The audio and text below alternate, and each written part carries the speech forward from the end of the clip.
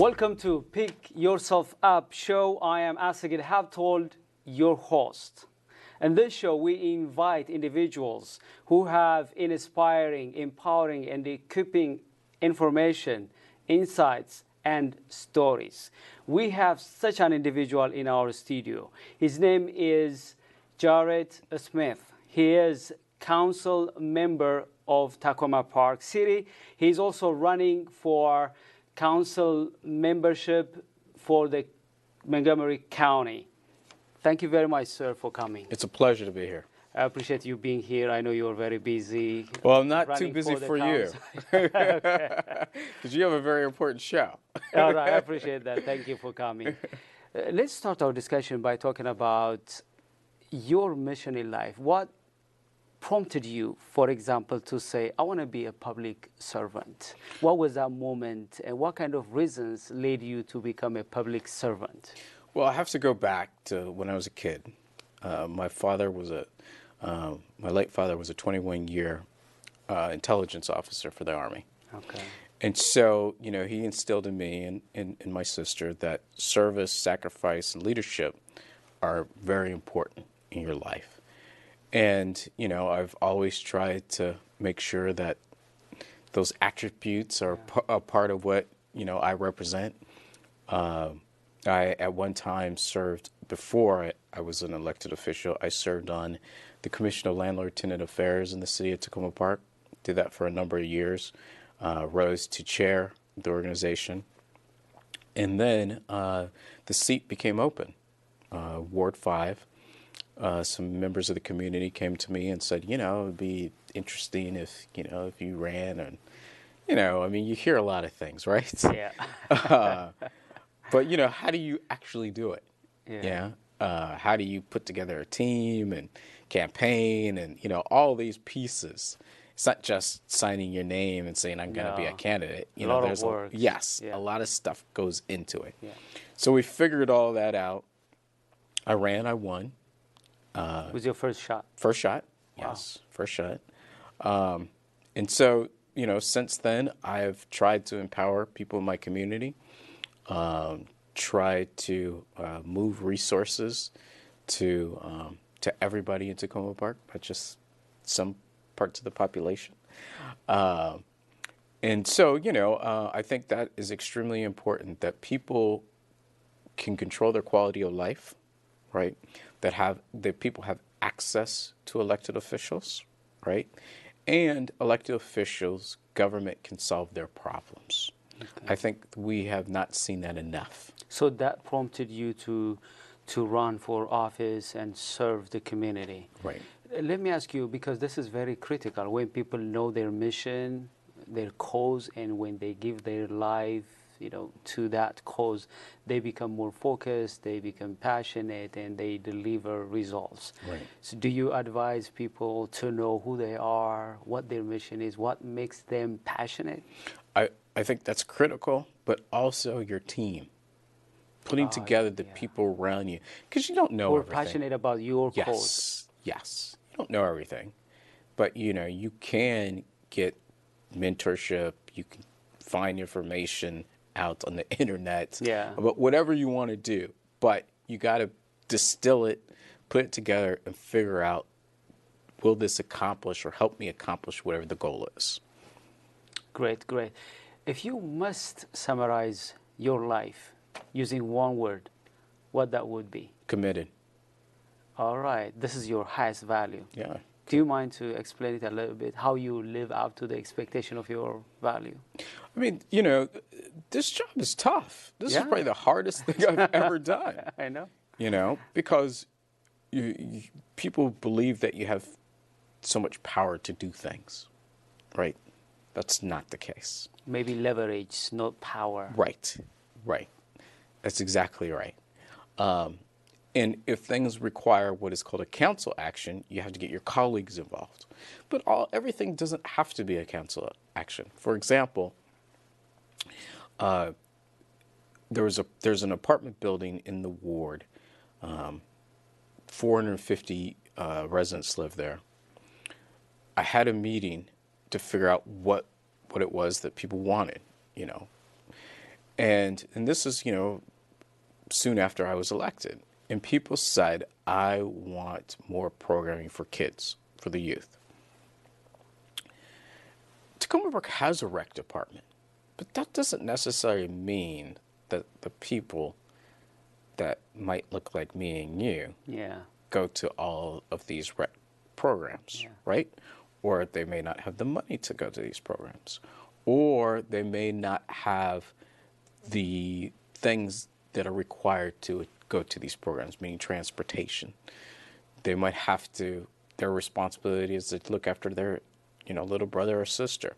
I mean, there are a lot of things that go into people's lives. It's not Leave It to Beaver. I don't know if you remember that show when we were kids about the perfect American family. Okay. That's not that's not happening all over the country. No. Yeah. So what I said was, okay, this is what people want. How do we create it? I've never created any type of social anything, right? But I knew there was demand for it. And I believe in piloting things, trying it out, and iterating, making changes when you need to, right? And so we created it. It was called Lunch and Learn. Started it at this apartment building. It was oversubscribed immediately. Wow. We fed the kids, right? Because a lot of kids are on farms, free and reduced meals. And 80% of that population does not get food during the summer, right? So there's another problem. How do you fix it? Yeah. Right? Like I said, government needs to figure out how to fix people's problems, not just sit back and say, hey, I don't know what to do, or this is so big and complicated, right? That's one part of it. Tutoring. We know there's an achievement gap, right? So what are we doing to slow down, stop, reverse the summer slide? You got to do something. Yeah. You can't get on the dais and just talk about it and say, oh my gosh, look at this, the sky is falling. That doesn't help anyone. Exactly. Yeah. So we brought in tutors. Mentoring. Kids say, hey, I don't know what I want to do. Kids are very impressionable. My sister's a PhD, right? And when she was getting her postdoc, she came up with this idea of circles, right? These small groups in your community, and that helps determine your life, right? So, depending on your synagogue, your church, just your family, different generations of your family can, if they went to college or they know something about college or some type of profession as an attorney or whatever, doctor, officer in the military, go through the academies or whatever. That helps determine someone's success, right? So another piece of this program was to bring in professionals in the community. So you did that with other nonprofit organizations, with volunteers, or by yourself? By myself. Wow. We brought in other individuals. I can imagine how tough that was. Oh my gosh. It's like walking through a wall. Yeah. We had no money. Ooh, yeah. Right? So everything was just, we got to get through this summer. Then we'll pause, figure out what worked, what didn't work, look at trying to find partners, right? But we got through it, and it was unbelievable. People just continue to, they don't stop talking about it. There's a young woman that lives in the apartment building, Essex House, Jacquette Frazier. She's like the executive director of the program. She runs it, right? Because, as an elected official, you can't run a program that actually is getting support from the government. You can't do that. Yeah. And so, second year, we had it at Washington Adventist University because I thought it was really important for kids to see that, right? Yeah. To be around, people with their PhDs, people that look like them that have PhDs, because showing them a vision, yes, the light at the end of the tunnel, so that they keep motivated. Right. There were even more people that came to the program. We had we provided free transportation. We were lucky that the county executive gave us some money. Washington Vintage University had a grant too. So we put all this money together. The city gave a little money, you know, and then it was a roaring success, right? Wow. Finding locations to do it has always been a challenge, you know, because you needed basically a school or part of a school for 6 weeks.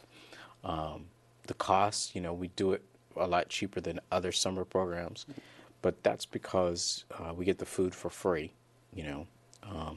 It comes from the county's school system, Montgomery County Public Schools. But we also, you know, try to get a lot of volunteers or college students, so they, you know, that you might be really good at math or whatever, and that you can teach kids, you know, high school, middle school kids math, right? And then we get, you know, teachers who, you know, during the summer they may want to help out in the community. But the program has grown. If we had more resources, it would be all over Montgomery County. I see behind this all is your commitment to serve, and that helped you to overcome all of those challenges because you started from scratch. Yes. It has grown, even if you need a lot of resources, because of the values that you have, it kept you moving forward. I want to ask you more about things that affect small business owners. You know, large companies, they can go to large banks. Right. They could be able to get loans. Right. But that's not the case for small business owners. Right. So let's talk about how can small businesses get loans, for example, affordable loans, so that they could be able to expand and help the county, because the county, the majority of the county's investments, they come from a small business owner. So what's your take on that? Okay, I got a lot to say about it. Let's first establish that business, small business, emerging business, is the engine for a community. Yes. Montgomery Any County, community. any yes. community. Yes. Right? You need, if you want that engine to perform well, got to give it regular maintenance. You got to put some oil, Exactly. right? Exactly. Got to make sure there's some good fuel. Yeah. Invest ahead of time to generate some return along the way. Exactly. I think Montgomery County leadership has been negligent and neglected business for whatever reason, right? We don't need to get into that. When I'm elected, this will be my priority. How do you plan to do that? A couple of things. Okay. First thing, I think we need to establish a study to let residents know, other stakeholders, elected officials, state elected officials, county elected officials, and even municipal elected officials, the richness that the immigrant community brings, dollars, right? Yeah. Real dollars to our community. So quantification is very important to see first what is their contribution. Yes. Okay. But at the same time, I would propose with whomever is the new county executive that we create a quasi-government private sector venture fund that actually puts money into businesses, right? So that, you know, the bank, that's, I believe, the old way of doing business, right? Because a lot of people, for whatever reason, they can't qualify. Maybe it was because of the Great Recession, right? Wiped out everybody's holdings. Yeah. You know, you don't have that second home anymore, right? You can't get that equity loan, whatever it is. I think it's our responsibility as the government to step in when you have that vacuum. All right, let's take a quick break and we'll come back again to continue to talk about. Dear our viewers, we will be back. Stay tuned.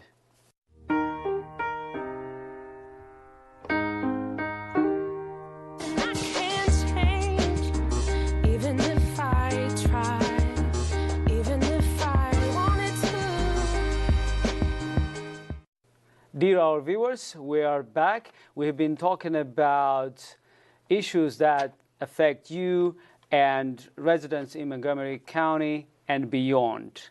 Today, I have a guest Jarrett Smith. We've been talking about his experiences and what he thinks about providing loans to small business owners. We'll take it from there.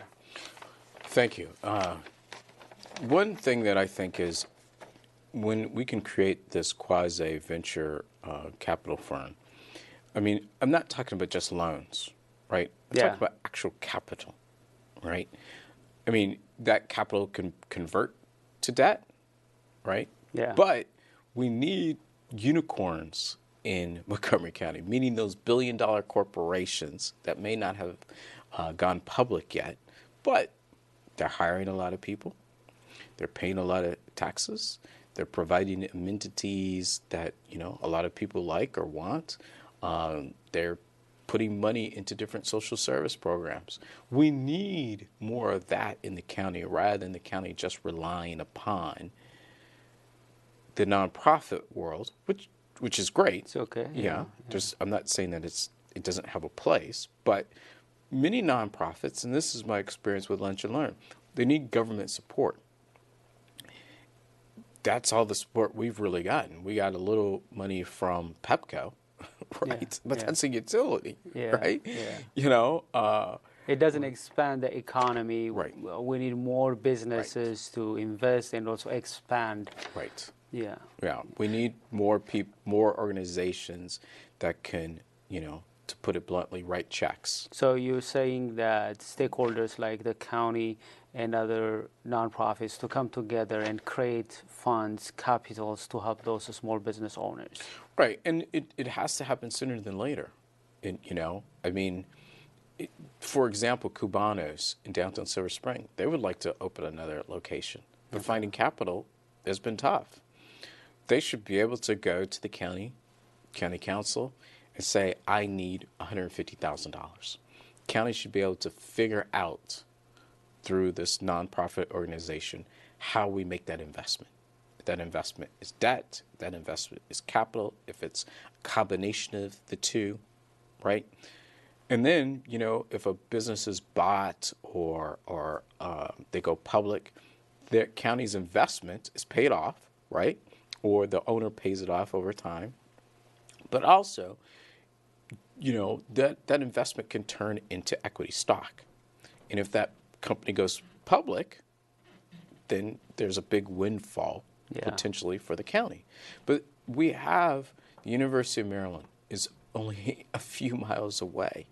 We should be looking at ways that we can partner with them, Montgomery College, to get some of this great creativity, entrepreneurship. You go to downtown Silver Spring, you've seen all of these businesses that are opening up through the immigrant community, but how are we making sure that they, one, are staying around for the next 10, 15, 20 years, and two, that they're investing in other locations, other businesses throughout the county. By the way, I want to bring out something that other states like Minnesota have done so far to, first of all, to quantify the contributions of immigrants, and then also helping them, empowering them through their own nonprofit organizations. I know Montgomery County, it has a nonprofit organization empowering the nonprofit world. So do you see that kind of things happening in Montgomery County if you are elected? Do you plan to push like quantifying the contributions of, let's say, African immigrants, businesses, and helping them, empowering them to have nonprofit organizations tailored in empowering the immigrant communities? Yes, but I would do it on a dual track. Okay. I would quantify, have a study done, but also actually some vehicle that can make these investments at the same time. That vehicle would be the venture capital entity. Okay. I don't want to just do a study. Yeah, study doesn't help. Right. Yeah. I want to study. After we release the study, 30 days later, we're open for business. People come in and say, I need some money, right? Exactly. We go to some ribbon cuttings. Exactly. We don't want to just say we got to study and put it on the shelf. Yeah. That's the another first study. step, just to understand Right. their contributions and decide how many Right. dollars we need to invest based on their contributions. Other than that, action should follow studies, and I appreciate that. I mean, that's a great way to do it. And let me just say this real quick.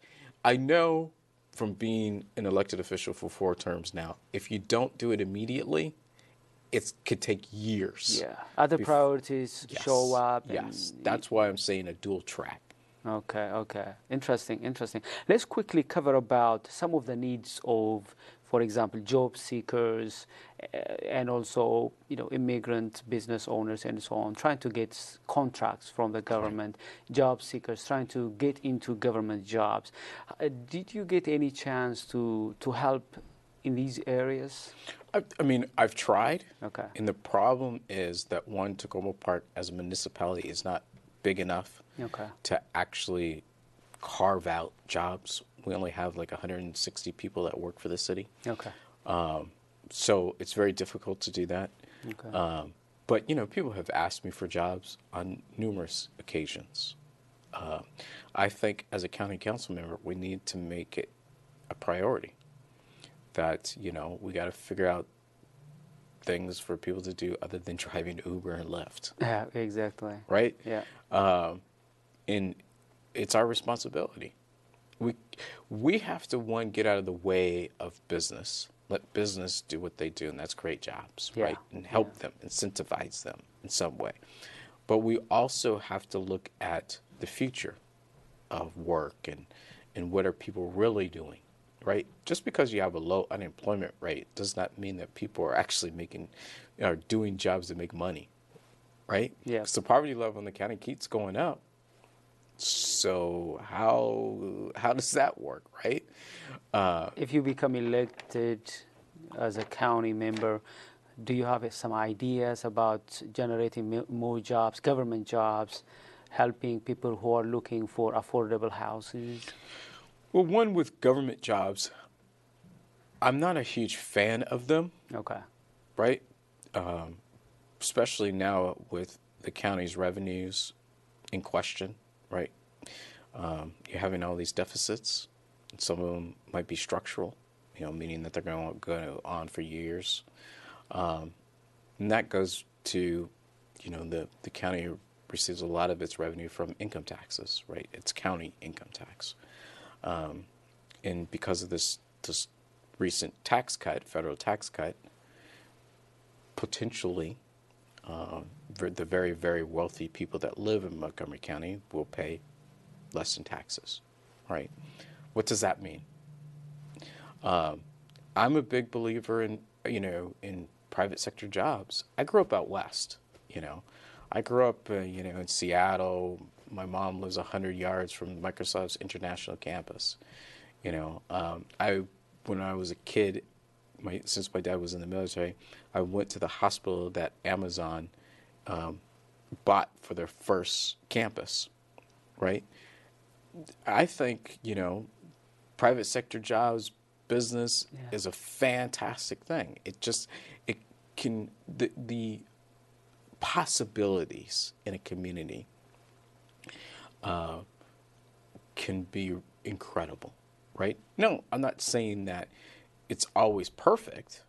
That's not what I'm saying. I'm just saying that if it's done correctly, business can be a partner with government to help solve some of these issues, whether they're social issues, whether it's the achievement gap problem, and jobs. The challenges that you mentioned about small businesses, job seekers, and also people who are looking for affordable houses, these are gigantic problems and challenges for one stakeholder, let's say elected officials or nonprofits, to handle them, which requires stakeholders to come together, coordinate to tackle them. So if you get elected to become council member for Montgomery County, do you have any plan to bring together stakeholders? Well, yes, I plan to bring together stakeholders, but more importantly, I plan to lead. Okay. I plan to have intentionality with these issues. I don't plan on just speaking from the dais. I plan on actually showing results. So in this plan, do you have some room, for example, to invite representative immigrant communities, small business owners, people, professionals who are trying to get some support to become successful in their careers? Well, what I'll say is this. I'm going to set the table, but everybody else got to come. Okay. Right? So it's an open door policy. Yeah, you got to come and tell me how to do proactive. this. Right. Exactly. What do you want? Yeah. And then I will see how I can deliver it. Okay. But it's up to you.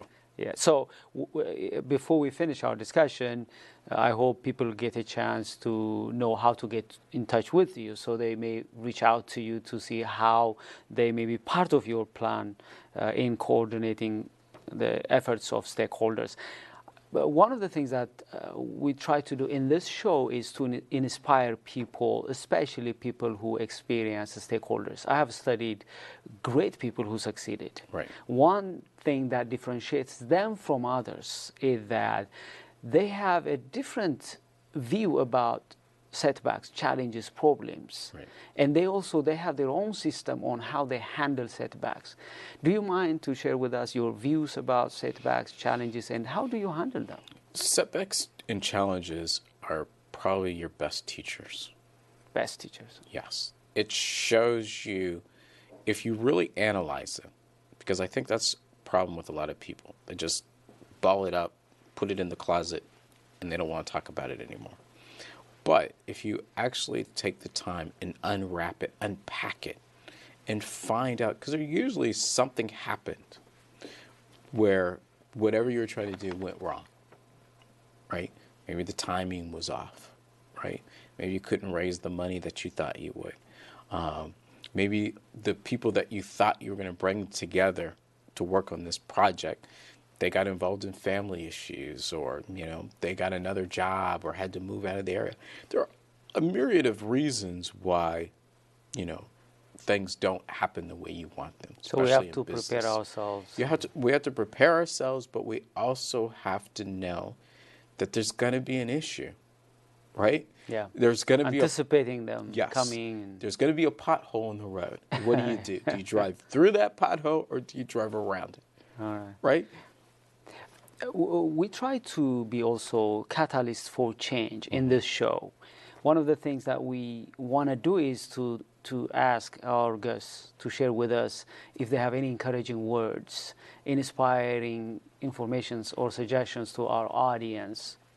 Do you have any encouraging words? Yes, I would say you got to continue to fight. You got to get up every day. You might get kicked in the stomach. You might get punched in the face, but you have to get up and keep fighting for whatever it is that you want. Whether you want to be a PhD, you want to be a police officer, an FBI agent, an elected official, a mother, right? You want to be the best homemaker possible. You're going to have challenges. So once those challenges, those setbacks come into your life, you just keep pushing. Let me give you a last chance about how do people get in touch with you? I mean, how can they get in touch with you if they have any question or any comment? You can go to the campaign website. That's smithformoca.com. I'm having